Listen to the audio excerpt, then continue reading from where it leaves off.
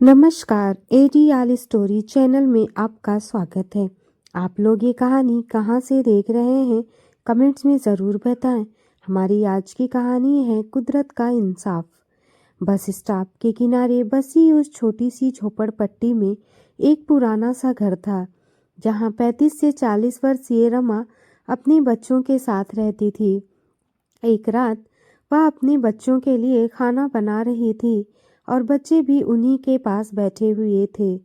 माँ, रात हो गई है, पिताजी अब तक आए क्यों नहीं? खिड़की में से बाहर झांकते हुए रमा के 10 साल के बेटे ने कहा। तो रमा बोली, अरे बेटा, वह आते ही होंगे, तब तक तुम सब लोग खाना खा लो। नहीं माँ, मुझे भूख नहीं है, मैं अभी खाना नहीं खाऊंगा। मुझे तो बस चिप्स ही खानी है। हर रोज मैं पिताजी को चिप्स लाने के लिए कहता हूँ, पर वह लाते ही नहीं। लेकिन आज पिताजी ने कहा था कि रात को पक्का वह चिप्स लेकर आएंगे।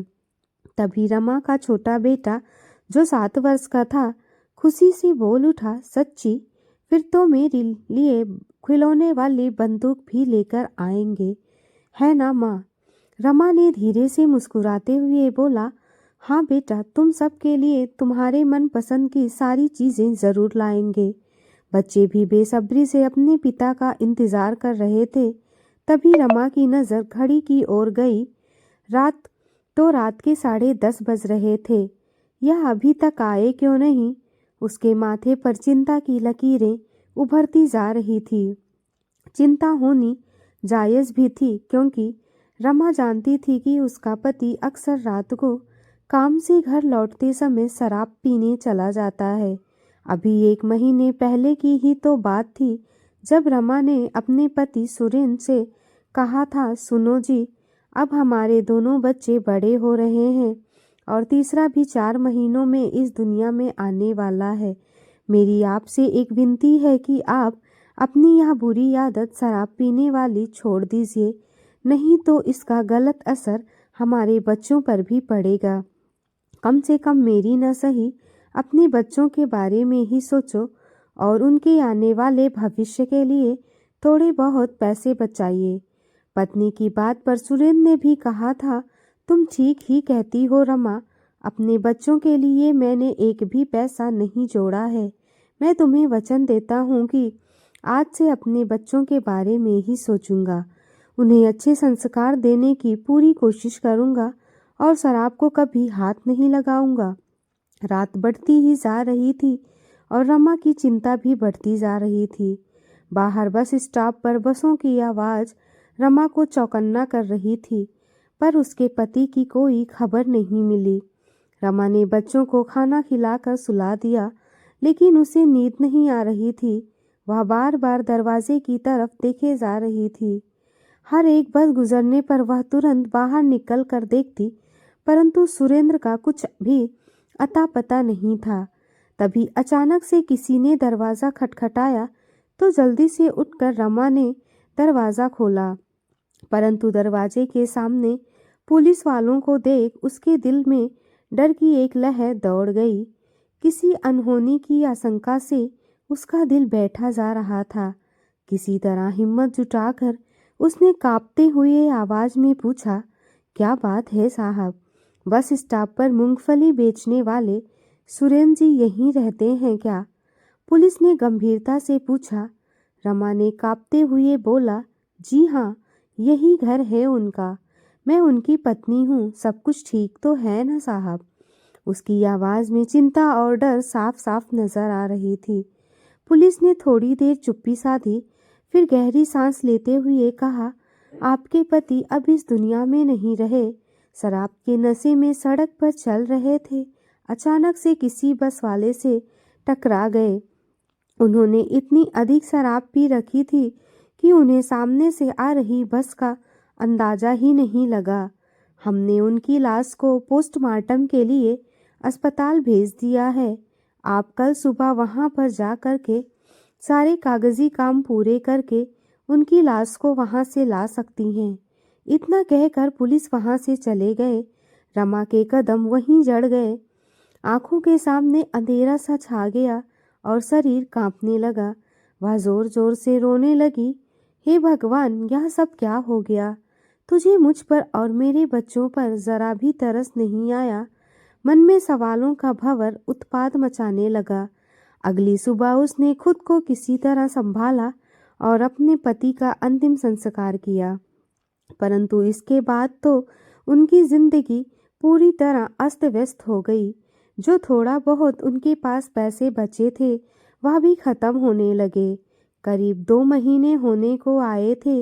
रमा के पास एक भी पैसे नहीं बचे थे और कोई आजीविका का साधन भी नहीं था।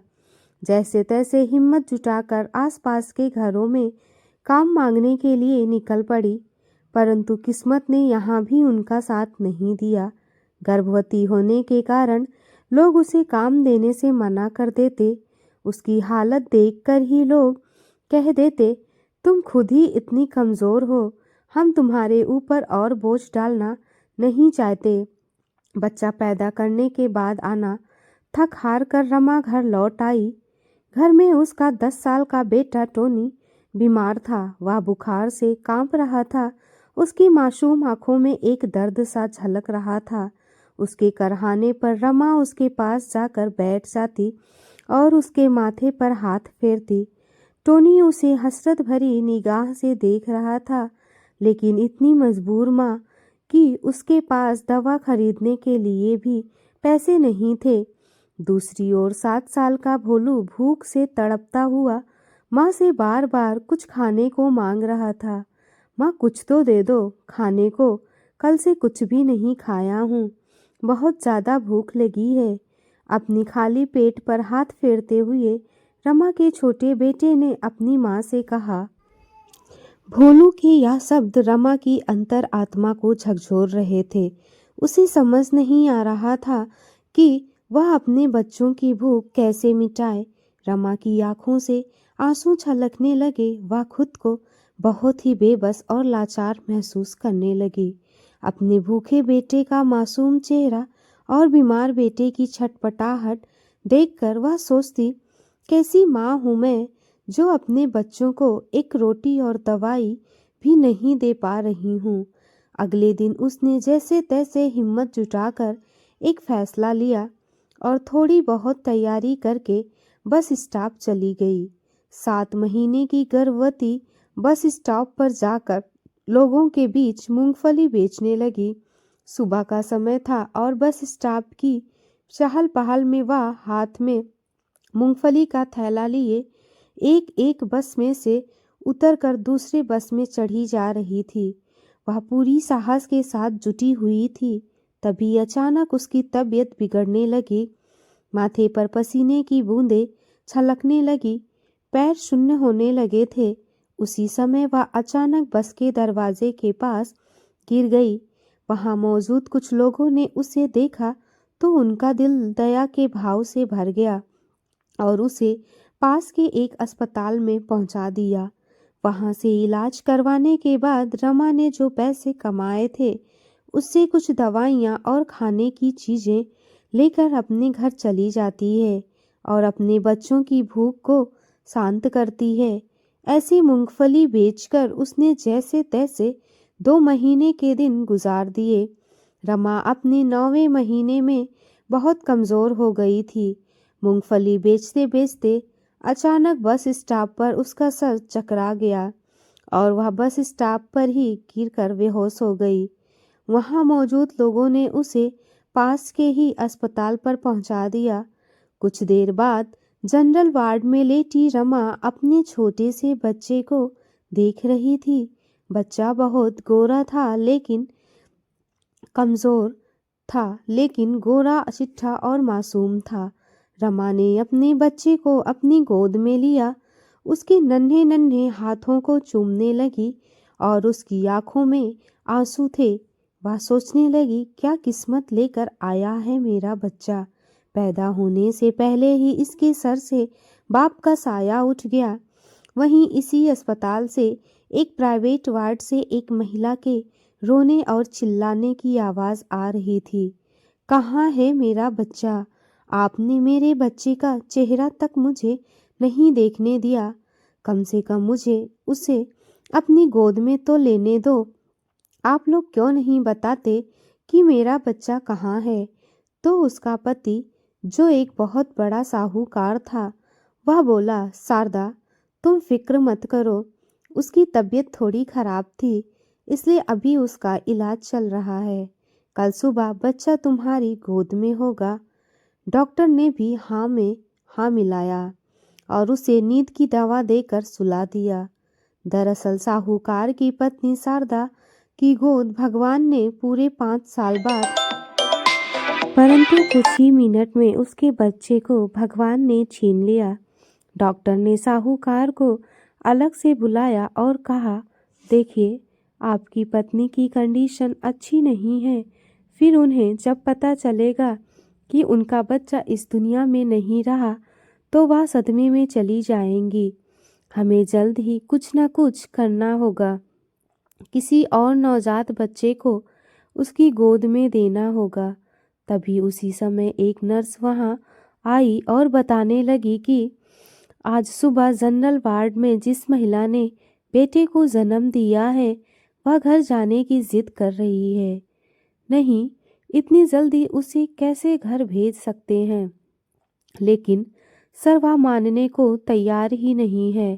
कह रही है कि घर बैठे उसके बाकी दोनों बच्चों भूखे प्यासे बैठे हैं। उसके अलावा इस दुनिया में उन बच्चों का कोई नहीं है। यह बात सुनकर डॉक्टर रमा के पास गए और पीछे पीछे साहूकार भी गए। देखिए रमा जी, अभी आपकी तबीयत ठीक नहीं है, इसलिए अभी हम आपको घर नहीं भेज सकते। तभी रमा विनम्र होकर बोली, सर जी, मेरे दोनों बच्चे घर पर अकेले बैठे हैं। घर पर खाने को कुछ भी नहीं है। अगर मैं नहीं गई तो मेरे दोनों बच्चे भूखे और प्यासे ही मर जाएंगे। मुझे जाना ही होगा। लेकिन अस्पताल की फीस, पीछे खड़ी नर्स ने कहा। तो डॉक्टर ने उसे हाथों के इशारे से फीस मांगने से मना कर दिया। रमा की बात सुनकर डॉक्टर को उस पर दया आ गई और उसे जाने दिया। लेकिन सारी बातें सुनकर साहूकार के दिल में एक उम्मीद सी जगी। बिना समय गवाए वह भी अस्पताल से बाहर निकल गया। रात होने को थी। अपने नन्हे से बच्चे को सीने से लगाकर रमा घर पहुंची तो बच्चे रोटी के इंतजार में अपनी माँ की राह देख रहे थे। बेचैन होकर तड़प रहे थे। उनके रोने की आवाज़ सुन उसके सीने में किसी खंजर की तरह चुभ रही थी। आखिरकार यह सोचकर कि शायद पड़ोस के लोग उसकी मदद कर देंगे, वह लड़खड़ाते हुए कदमों से आस पड़ोस के घरों की तरफ चल पड़ी। अपने घर के पड़ोसी का दरवाज़ा खटखटाया तो सामने से आई महिला ने उसका हाल देखकर कहा, खुद का पेट पाल नहीं सकती और 3-3 बच्चे पैदा कर लिए। उसके चेहरे पर शर्मिंदगी के भाव आ गए, पर वह क्या करती। उसने हाथ जोड़कर सिर्फ इतना ही कहा, बहन, बस बच्चों के लिए एक वक्त का खाना दे दो। लेकिन उसकी विनती का कोई भी असर नहीं हुआ। वह आसपास के घरों में जहाँ भी गई उसके साथ ऐसा ही हुआ। हर कोई उसकी गरीबी और मजबूरी का ताना मार रहा था। वह सोचने पर मजबूर हो गई, क्या गरीबी इतनी बड़ी सजा है कि इंसान की इंसानियत भी मर जाए। थक हार कर वह खाली हाथ वापस घर लौट आई। जब वह घर के दरवाजे तक पहुंची तो उसकी हैरानी का ठिकाना ना रहा। अंदर से बच्चों के हंसने की आवाज़ आ रही थी। वह आश्चर्य में पड़ गई और जल्दी से अंदर आई तो उसे अपनी आँखों पर यकीन नहीं हुआ। उसने देखा कि उसके बच्चों के सामने ढेर सारा खाना रखा था और थोड़ी देर पहले भूख से तड़पते बच्चे अब जी भर कर खाना खा रहे थे। उसकी आंखों में एक चमक और चेहरे पर खुशी के भाव आ गए। तभी अचानक उसकी नज़र एक सज्जन व्यक्ति पर पड़ी जो एक तरफ बैठे हुए थे और उन मासूम बच्चों को खाते हुए देखकर मुस्कुरा रहे थे। रमा समझ गई कि यह इस व्यक्ति की मेहरबानी थी। वह वही साहूकार था जिसने बच्चे का जन्म होते ही मृत्यु हो गया था। साहूकार ने उसकी ओर देखा और कहा, बहन, मैं यहाँ आपसे ही मिलने आया था, कुछ ज़रूरी काम था। जब दरवाजे के पास पहुँचा तो आपकी और आपके बच्चों की बातें सुनकर मुझसे रहा ना गया, इसलिए बच्चों के लिए थोड़ा सा यह खाना ले आया। रमा अपने बच्चों की खुशी देखकर बहुत खुश हुए जा रही थी और फिर हाथ जोड़ते हुए साहूकार का शुक्रिया अदा किया। रमा की गोद में नवजात बच्चे को देखकर साहूकार बोला, बहन, मुझे मालूम है कि आपके पास घर चलाने का कोई सहारा नहीं है। आपके कहे अनुसार मैं रुपए पैसों से आपकी हर संभव मदद कर दिया करूँगा। साहूकार को हैरानी भरी निगाह से देखते हुए रमा बोली, लेकिन इस दुनिया में बिना मतलब के कौन मेरी मदद कर सकता है? आपने ठीक कहा बहन, मेरा भी कुछ मतलब है। मैं आपसे कुछ मांगने ही आया हूँ। रमा ने एक लंबी सी सांस लेते हुए कहा, क्या कह रहे हो? साहब, इस गरीब झोपड़ी में ऐसा क्या है जो मैं आपको दे सकती हूँ? साहूकार ने गंभीरता से उत्तर दिया, वह चीज़ बहन जो पैसे से नहीं खरीदी जा सकती। साहब, पहेलियाँ मत बुझाइए। ऐसी कौन सी चीज़ है जो मैं आपको दे सकती हूँ? अगर ऐसा कुछ है तो मैं उसे देने में संकोच नहीं करूँगी। रमा ने कहा, तो ठीक है बहन, आप यह बच्चा मुझे दे दीजिए। क्या बच्चा? रमा कुछ पल के लिए गुमसुम हो गई। हाँ बहन जी, मैं और मेरी पत्नी बहुत सालों से बच्चों की आस में थे। आज वह आस पूरी भी हुई, लेकिन केवल कुछ ही पलों में भगवान ने हमसे हमारा बच्चा भी छीन लिया। मेरी पत्नी की गोद सूनी ही रह गई। वह अस्पताल में जिंदगी और मौत के बीच लड़ रही है। अपने बच्चे को गोद में लेने को तरस रही है, लेकिन उसे यह नहीं पता कि उसका बच्चा अब इस दुनिया में नहीं रहा। कहते कहते साहूकार की आंखें भर आई। फिर कुछ संभल कर बोला, बहन जी, डॉक्टर कहते हैं कि अगर मेरी पत्नी को सच्चाई बताई गई तो मेरी पत्नी यह सदमा बर्दाश्त नहीं कर पाएगी। मैं उसे खोना नहीं चाहता।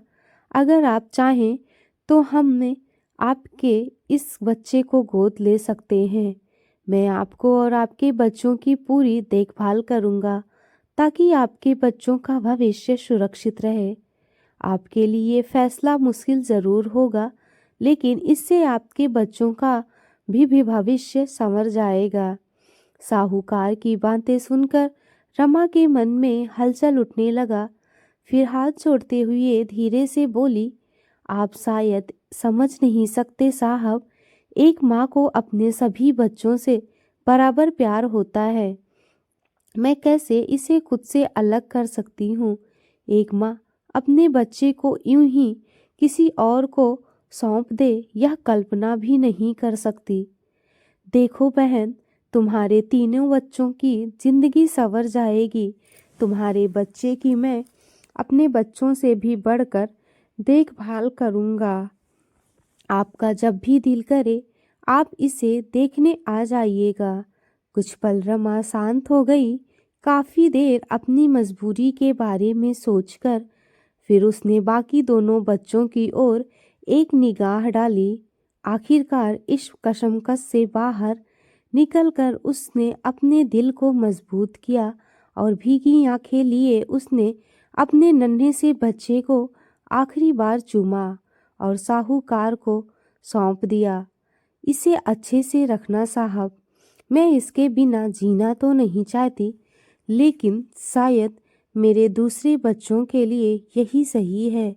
साहूकार ने अपनी जेब से 20,000 रुपये निकाल कर रमा की ओर बढ़ा दिए। पैसे लेने का रमा का तो मन नहीं था, पर मजबूरी ऐसी थी कि लिए बिना गुजारा भी नहीं था, इसलिए चुपचाप वह पैसे ले ली। साहूकार ने रमा को अपने घर का पता बताया ताकि वह जब चाहे बच्चों से मिलने आ सके। फिर उस कमजोर से बच्चे को अपने सीने से चिपका लिया और हाथ जोड़कर रमा का धन्यवाद करता हुआ घर से बाहर निकल गया। आंखों में आंसू लिए हुए भारी मन से रमा ने दरवाज़ा बंद करके दरवाजे से अपने पीठ लगाकर घुटनों पे टेक कर सिसक सिसक कर रोने लगी। हाथ में लिए रुपयों की ओर देखते हुए बोली, हे भगवान, क्या यही लिखा था मेरी तकदीर में। अपने ही हाथों से अपने बच्चे का सौदा कर डाला। उधर साहूकार की पत्नी शारदा बच्चे को गोद में लेकर बहुत खुश हुए जा रही थी। कुछ दिनों में वह ठीक हो गई और अस्पताल से घर वापस आ गई। बच्चे के जन्म की खुशी में एक भव्य पार्टी का आयोजन करवाया गया और उसका नाम रखा गया गोविंद। उसका हर पल हर क्षण अब इस नन्हे से चेहरे के इर्द गिर्द घूमता था। दिन रात उसकी देखभाल में वह इतनी व्यस्त रहती थी कि खुद का भी ख्याल रखना भूल जाती। उसकी तो जैसे दुनिया ही बदल गई थी। वह उसके नन्हे नन्हे हाथों और पैरों को सहलाते हुए बच्चे के साथ उसी की भाषा में बात करती और जब वह मुस्कुराता तो वह खुशी के मारे उछलने लगती। बच्चा सोता तो माँ उसे अपने सीने से लगाकर थपकियाँ देती। इतनी लाड प्यार में वह बच्चा जैसे फूल की तरह खिल रहा था। लेकिन दूसरी ओर रमा अपने बच्चे से बिछड़ने के बाद बहुत तड़प रही थी। अपने बच्चे को देखने का बहुत मन कर रहा था। एक पल मन में ख्याल आया कि जाकर बच्चे से मिलाऊं, फिर दूसरे ही पल सोच में पड़ गई कि जाऊं तो जाऊं किस बहाने से। घर के बड़े से आंगन में साहूकार और उसकी पत्नी बैठे हुए थे। धूप की किरणें आ रही थी। वहीं पास रखे पालने में उनका नन्हा सा गोविंद खेल रहा था। खिलखिलाकर हंसता और हाथ पांव मारता देख शारदा के चेहरे पर मुस्कान फैल जाती थी। परंतु साहूकार का ध्यान कहीं और था। वह किसी सोच विचार में डूबा हुआ था। तभी अचानक किसी ने दरवाज़ा खटखटाया तो नौकर ने आकर दरवाज़ा खोला। वहाँ से एक औरत धीमे कदमों से अंदर आई। मेम साहब, क्या आपको किसी काम वाली बाई की ज़रूरत है? उसने कहा तो शारदा ने उसे एक नज़र ऊपर से नीचे तक देखा। उसने एक पुरानी लेकिन साफ सुथरी साड़ी पहनी हुई थी। तभी साहूकार की नज़र उस औरत पर पड़ी तो देखकर उसका हृदय हिल गया, क्योंकि वह औरत और कोई नहीं बल्कि वही रमा थी जिसने अपने जिगर के टुकड़े का सौदा कर दिया था।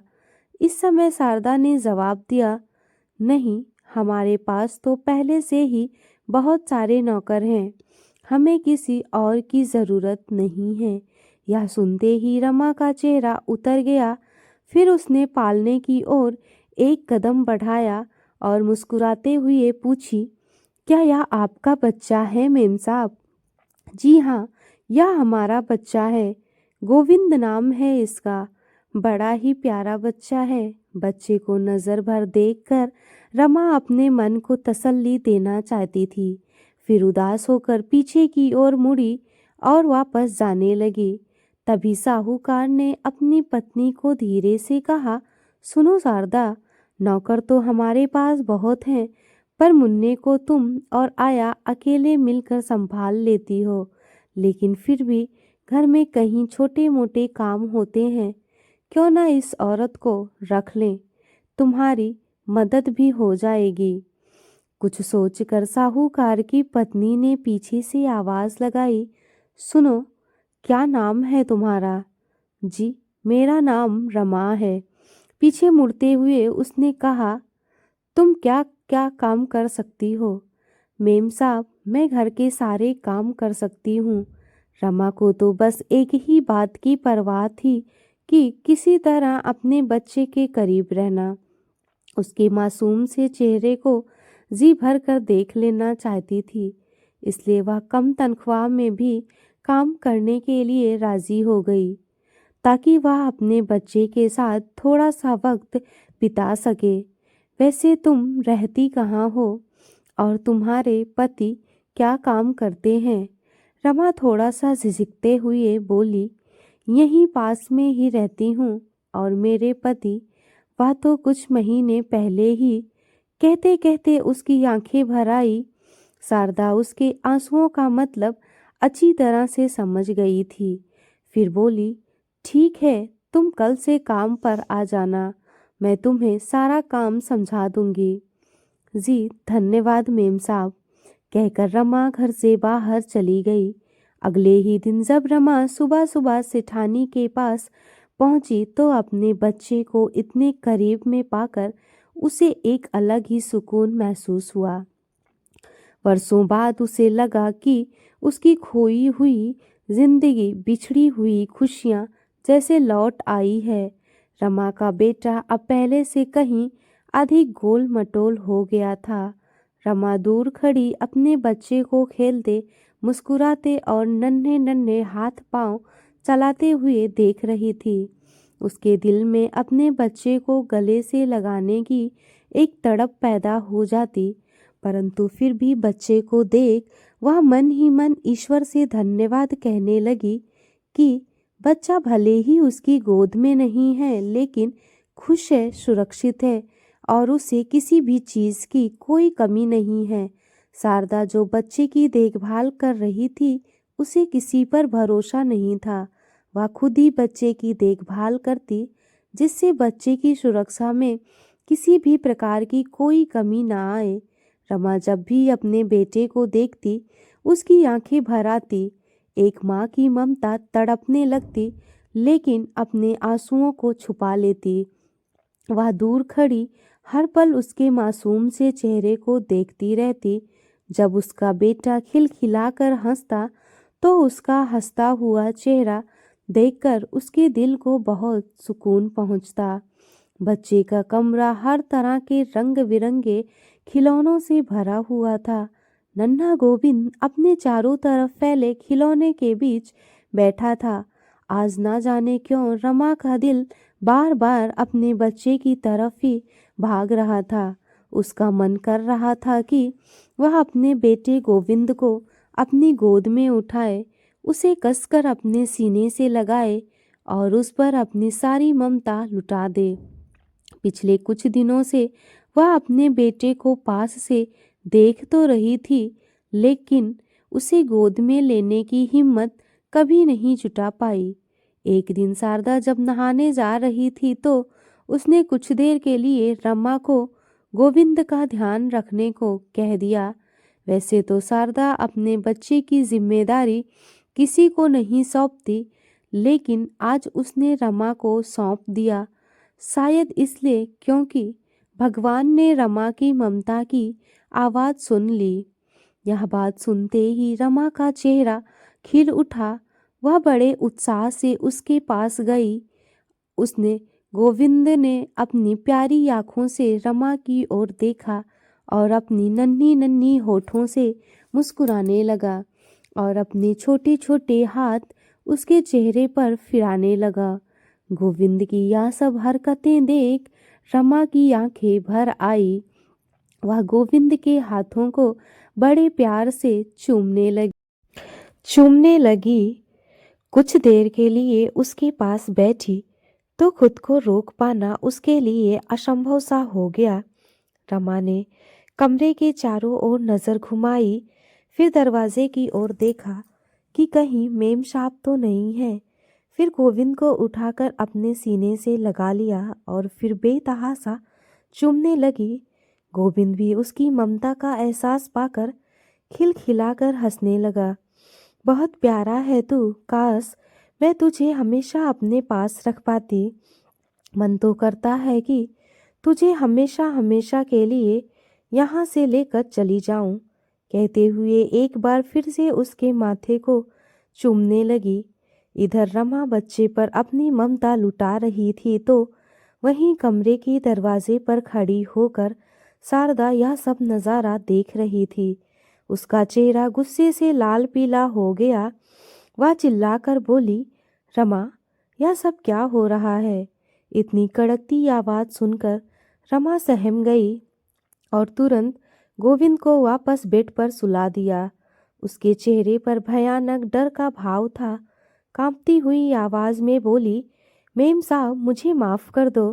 मैं तो बस बच्चे को एक बार गले लगाना चाहती थी। तभी शारदा गुस्से से चिल्लाकर बोली, बस, अब हमें तुम्हारी इस घर में कोई ज़रूरत नहीं है।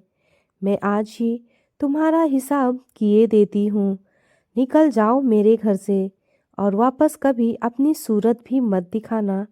कहते हुए शारदा ने उसका हाथ पकड़ा और घसीटते हुए उसे गोविंद के कमरे से बाहर ले आई। फिर 500 रुपए के 10 नोट उसके हाथ में थमाते हुए उसे बाहर का रास्ता दिखा दिया। रमा माफ़ी मांगती रही, चीखती रही, चिल्लाती रही, लेकिन शारदा ने उसकी एक भी ना सुनी। एक पल के लिए उसका दिल किया कि चीख चीख कर बता दे कि गोविंद उसी का खून है।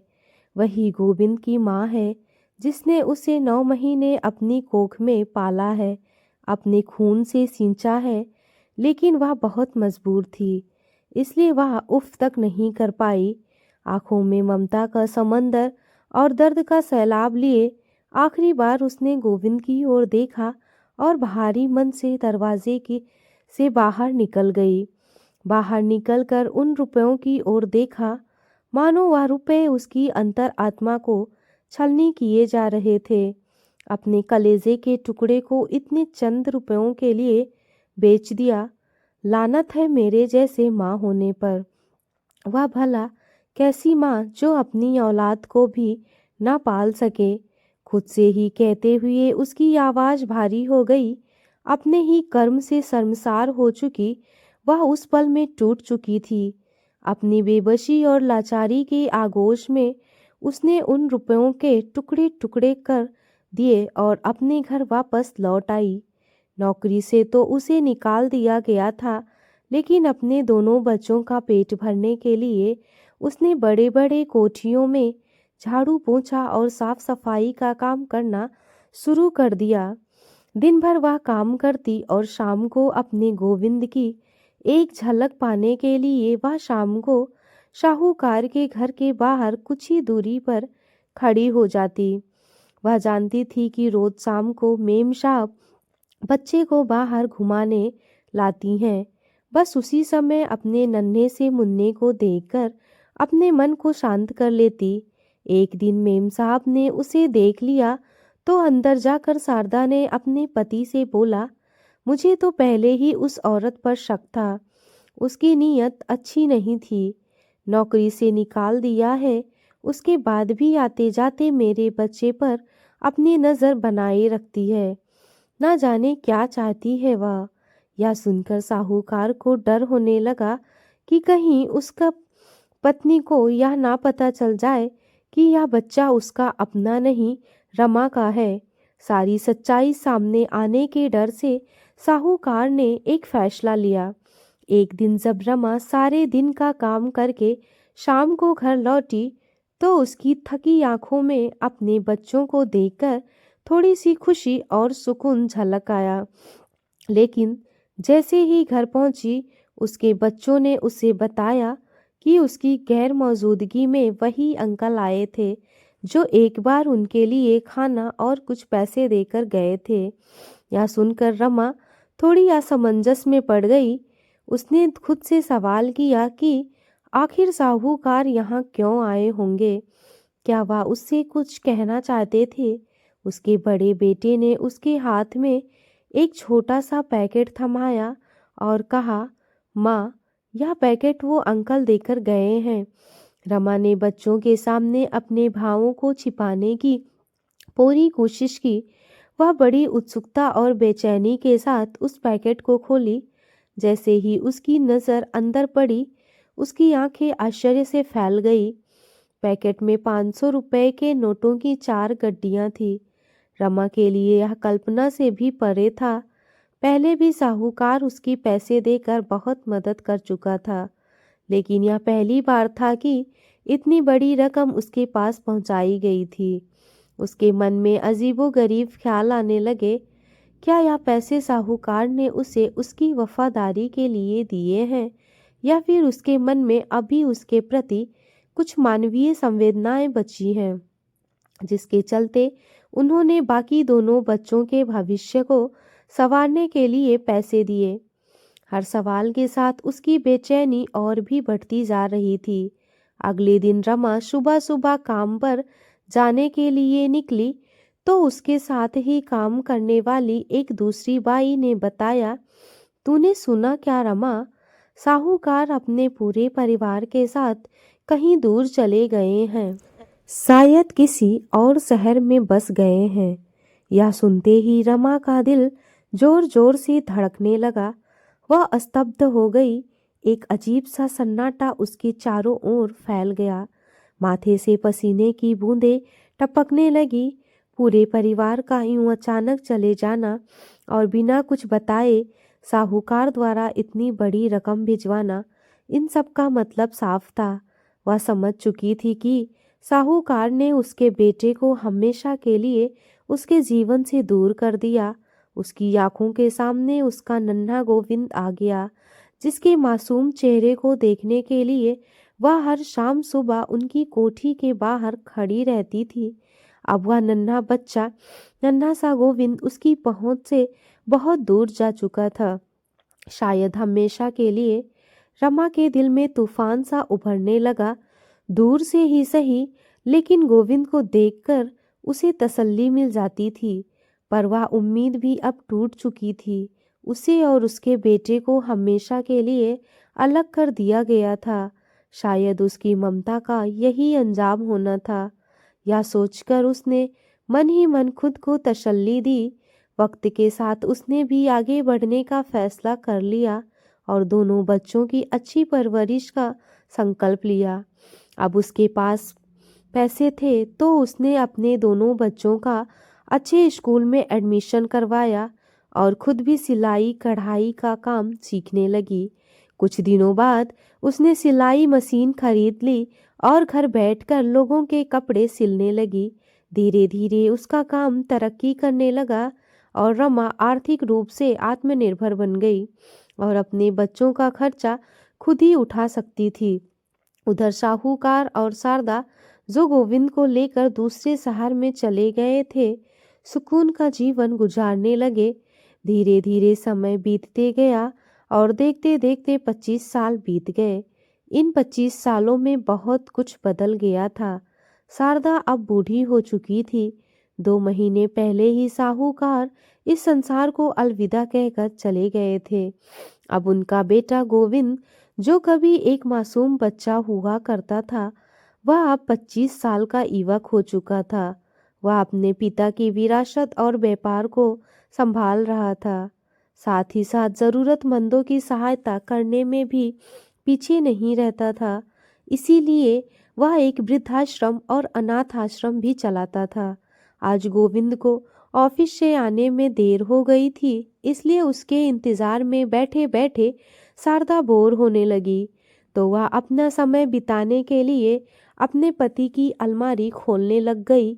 वहीं एक कोने में ही उनकी डायरी रखी थी, जिसे शारदा खोलकर पढ़ने लगी और पढ़ते हुए पन्ने पलटने लगी। फिर उसकी नज़र डायरी में रखे एक ऐसी कागज़ पर गई जिस पर लिखा हुआ था, एक खत मेरी पत्नी के नाम।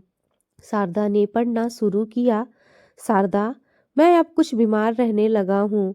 न जाने कब भगवान का बुलावा आ जाए, लेकिन उससे पहले मैं अपने दिल का बोझ हल्का कर लेना चाहता हूँ। एक ऐसा राज जो मैं तुम्हें अभी तक नहीं बताया हूँ। आज बरसों से मैंने उसे अपने दिल में दफन करके रखा था। वह यह है कि गोविंद हमारा अपना बेटा नहीं है। यह पढ़ते ही जैसे मानो उसकी आत्मा उसके शरीर से अलग हो जाएगी। उसके हाथ कांपने लगे। थोड़ा रुक कर उसने फिर पढ़ना शुरू किया। उसकी माँ और कोई नहीं बल्कि रमा है। हाँ, वही रमा जो कभी हमारे यहाँ काम किया करती थी। अपने बच्चे गोविंद को नज़र भर देख सके इसलिए ही वह हमारे घर पर काम वाली बाई बनकर आ गई थी। वह एक गरीब लेकिन बेहद खुददार औरत थी। उस बच्चे के बदले में मैं उसकी पैसे से थोड़ी बहुत मदद किया करता था। उसके बाद साहूकार ने वह सारी परिस्थितियों को भी लिखा जिसमें वह गोविंद को रमा से लेकर आए थे। अपनी बेबसी और मजबूरी के चलते रमा ने यह सब कुछ किया था। अंत में लिखा था, लेकिन मेरे मन में हमेशा यह अपराध बोध रह गया कि मैंने एक माँ को उसके बेटे से अलग किया है। भगवान करे उस नेक औरत को दुनिया की सारी खुशियाँ मिले। पत्र खत्म होते होते शारदा का पूरा शरीर शून्य पड़ गया। अचानक उसके सामने वह दृश्य उभर आया जब रमा उसके बेटे गोविंद को अपनी बाहों में कसकर प्यार करती जा रही थी और अपने सीने से लगाए बेतहाशा चूमती जा रही थी। और मैंने एक बच्चे की माँ को नौकरी से और अपने घर से धक्के मार कर निकाल दिया था। घर से निकालते वक्त रमा की भीगी आंखें और उसके कांपते लफ्ज कुछ कहने को बेताब थे, लेकिन कुछ कह नहीं पाए। वह दर्द भरी नजरों से गोविंद को देखते हुए वहां से चली गई।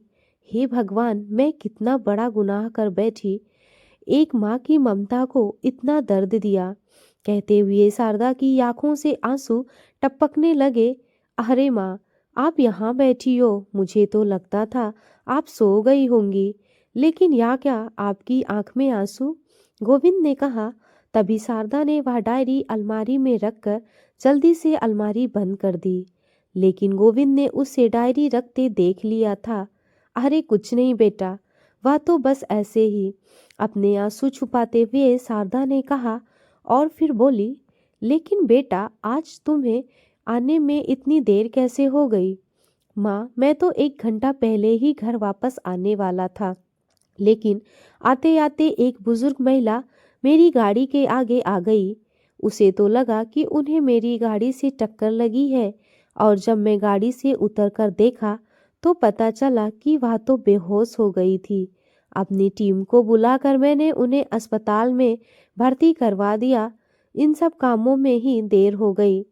अरे बेटा, तू और तेरी समाज सेवा लोगों की मदद करने में तो इतना व्यस्त हो जाता है कि अपना भी ध्यान नहीं रखता। चल जल्दी से हाथ मुंह धो ले, मैं तेरे लिए गरम गरम खाना लगाती हूँ। कहते हुए शारदा बाहर निकल गई, लेकिन गोविंद समझ नहीं पाया कि उसकी माँ आखिर रो क्यों रही थी। उसी समय गोविंद ने अलमारी खोलकर वह डायरी निकाली। डायरी खोलते ही वह खत उसके हाथ में आया जिसमें उसके पिता ने सारा सच लिखा हुआ था। जैसे जैसे वह खत पढ़ता गया उसके चेहरे के भाव बदलते गए। हर शब्द जैसे उसके दिल को झकझोर रहा था। उसके हाथ से खत छूट गया और आंखों में आंसू लिए हुए शीशे में निहारने लगा। तभी शारदा अंदर आई और बेटे के हाथ में वह खत देखकर वह दंग रह गई। माँ, क्या यह सच है? मैं आपका अपना बेटा नहीं हूँ? गोविंद ने भारी आवाज में पूछा। तो शारदा कुछ ना बोल पाई। माँ को खामोश खड़े देख उसे अपने सवालों का जवाब मिल चुका था। फिर बोला, माँ, मैं अपनी उस माँ से मिलना चाहता हूँ जिन्होंने मुझे जन्म दिया है। वह कहाँ मिलेंगी? बेटा, मालूम तो मुझे भी नहीं है कि इतने सालों बाद वह अब कहाँ मिलेंगी, पर खोजने से तो भगवान भी मिल जाते हैं, तो तुम्हारी माँ भी मिल जाएगी। मैं भी तुम्हारे साथ चलूंगी बेटा। मुझे भी अपने गुनाहों की माफ़ी मांगनी है। अगले दिन सुबह गोविंद अपनी माँ शारदा के साथ निकल पड़ा, अपनी जीवन देने वाली माँ की खोज में। शारदा को मालूम था कि रमा बस स्टॉप के पास एक झोपड़पट्टी में रहा करती थी, लेकिन वहां जाकर जो कुछ भी उसने और गोविंद ने देखा तो दोनों के होश ही उड़ गए। पूरी झोपड़पट्टी उजड़ी हुई थी। जगह जगह टूटे फूटे घरों के अवशेष पड़े हुए थे। हर तरफ सन्नाटा छाया हुआ था, जैसे समय ने उस जगह को पूरी तरह से निगल लिया हो। शारदा ने उस झोपड़पट्टी से दूर बसी वहाँ की एक महिला से पूछा, यहाँ रहने वाले लोग कहाँ गए? और रमा जो यहाँ रहती थी, उनका कुछ पता है क्या? बारिश में पिछले साल भयानक बाढ़ आई तो आधे से ज़्यादा कच्चे घर पानी में बह गए। जो बच भी गए उनके रहने वाले कहीं और चले गए। और सही बात तो यह है, रमा जी का तो जीवन ही दुखों का दूसरा नाम था। पहले उनका पति उन्हें छोड़कर चला गया, फिर बड़ी गरीबी में उसने किसी तरह अपने बच्चों को पाला पोसा, उन्हें पढ़ाया लिखाया। वह दिन रात मेहनत करती रही। उसने सोचा था कि जब बच्चे कामयाब हो जाएंगे तो उसका बुढ़ापा सुख शांति से गुजरेगा। फिर थोड़ा रुककर महिला ने गहरी सांस ली और आगे कहा, लेकिन किस्मत ने उसका साथ नहीं दिया। जब दोनों बेटे बड़े शहर जाकर बड़े आदमी बन गए तो वहां जाकर उन्होंने अपनी अलग दुनिया बसा ली। बड़े अरमानों से बेटों के सुख में हिस्सेदार बनने की आस लगाए बैठी माँ को वह जैसे भूल ही गए। उन्होंने तो कभी उसे अपने पास रखने की सोची भी नहीं। बुढ़ापे और बीमारी में वह अकेली पड़ गई। फिर पिछले साल जो बाढ़ आई तो उसमें उसका घर भी बह गया। रमा मेरी जन्म देने वाली माँ, उन्होंने इतनी तकलीफ सही और मैं उनके साथ नहीं था। उनका बेटा होकर भी उनके लिए कुछ नहीं कर पाया। कम से कम एक बार तो भगवान ने मुझे उनसे मिला दिया होता। बस एक बार, कांपती आवाज में कहते हुए गोविंद ने गहरी सांस ली और आंखों से आंसू छलकने लगे। उदास मन से वह दोनों गाड़ी में बैठ गए और वापस घर की ओर चल दिए। अभी घर पहुंचे ही थे कि गोविंद का मोबाइल फोन बजा। हेलो, क्या बात है? ठीक है, मैं अभी अस्पताल पहुंचता हूँ, चिंता भरे स्वर में गोविंद ने कहा। क्या बात है बेटा, क्या हुआ? वह माँ, रात को जिस महिला को अस्पताल में भर्ती करवाया था, उनकी तबीयत बहुत ज़्यादा खराब है। शायद बहुत दिनों से उन्होंने कुछ भी खाया पिया नहीं है। उन्हें वो पॉजिटिव ब्लड की ज़रूरत है जो कहीं भी नहीं मिल रहा है, और मेरा ब्लड ग्रुप उनसे मैच करता है। मुझे जल्दी से अभी के अभी वहाँ जाना होगा। अस्पताल पहुंचकर गोविंद ने ब्लड दिया। 1-2 दिन में उस बुजुर्ग अम्मा की तबीयत ठीक हो गई। उनका खास ख्याल रखने के लिए गोविंद उन्हें अगली सुबह अपने ही घर ले आया और अपनी माँ शारदा से गोविंद ने उन बुजुर्ग अम्मा का ख्याल रखने को कहकर किसी काम से बाहर चला गया। शारदा ने कमरे का दरवाज़ा खोलकर देखा तो वह बुजुर्ग अम्मा अभी तक कंबल ओढ़कर सो रही थी। तो उसने उन्हें जगाना ठीक नहीं समझा और दरवाज़ा बंद करके बाहर आ गई। फिर सोचने लगी कि उनके लिए कुछ हल्का फुल्का खाना बना देती हूँ। थोड़ी देर बाद शारदा दलिया लेकर उनके कमरे में पहुँच गई और कंबल उठाकर बोली, सुनिए, मैं गोविंद की माँ हूँ, उठिए और थोड़ा खाना खा लीजिए। ऐसा कहकर शारदा ने वह कंबल हटा दिया और जैसे ही उन्हें उठाकर बिठाया तो उसके पैरों तले जमीन खिसक गई।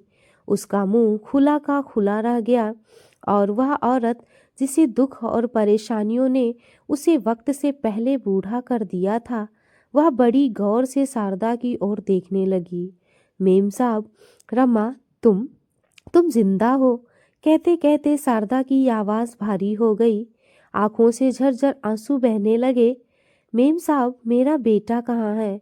मुझे बस उससे एक बार मिलना है, फिर मैं यहाँ से चली जाऊंगी। किसी फड़फड़ाते पंछी की तरह कांपते हुए उसने कहा। तभी दरवाजे के पीछे से आवाज़ आई, आपका बेटा यहाँ है माँ। सुनते ही रमा के जर्जर शरीर में अचानक से जान आ गई। उसने दरवाजे की ओर देखा तो उसके सामने उसका गोविंद खड़ा था। मैं हूँ आपका बेटा माँ, और अब आपको कहीं जाने नहीं दूंगा, गोविंद ने रोते हुए कहा और झट से अपने माँ को गले से लगा लिया। मेरा बच्चा, मेरा लाल आज सच में मेरे सामने है। कहते हुए वह गोविंद का चेहरा निहारने लगी और उसके दोनों हाथों को चूमने लगी। इतने सालों बाद अपने बेटे को पाकर जैसे वह पागल ही हुए जा रही थी। उसकी हर सांस में बरसों की तड़प, प्यार और ममता घुली हुई थी। हे भगवान, तेरा लाख लाख शुक्र है जो मेरे बच्चे से मुझे मिला दिया। गोविंद उनकी गोद में सर रखकर फुट फुट कर रोने लगा। माँ, मैं आपको कभी छोड़कर नहीं जाऊंगा। अब हम दोनों हमेशा साथ रहेंगे। समय जैसे रुक सा गया था। रमा और गोविंद की आंखों से आंसुओं की धारा बहती जा रही थी। सामने खड़ी शारदा भी इस नज़ारे को देख रही थी। उसकी आंखें भी आंसुओं से भीगी जा रही थी। वह देखकर हैरान थी कि कैसे एक माँ की ममता और बेटे के प्यार के आगे दुनिया की हर बाधा छोटी पड़ गई। फिर शारदा ने रमा से अपने कर्मों की माफ़ी मांगी। रमा, शारदा और गोविंद तीनों हंसते हुए एक ही साथ रहने लगे। किसी ने ठीक ही कहा है, सर पर जो हाथ फेरे तो हिम्मत मिल जाए। माँ एक बार मुस्कुरा दे तो जन्नत मिल जाए। दोस्तों, आपको ये कहानी कैसी लगी कमेंट्स करके ज़रूर बताएं। कहानी अच्छी लगे तो वीडियो को लाइक और शेयर ज़रूर करें। इसी तरह की और भी कहानी को देखने के लिए चैनल को सब्सक्राइब करना बिल्कुल ना भूलें। आइए मिलते हैं एक और नई कहानी के साथ। बहुत बहुत धन्यवाद।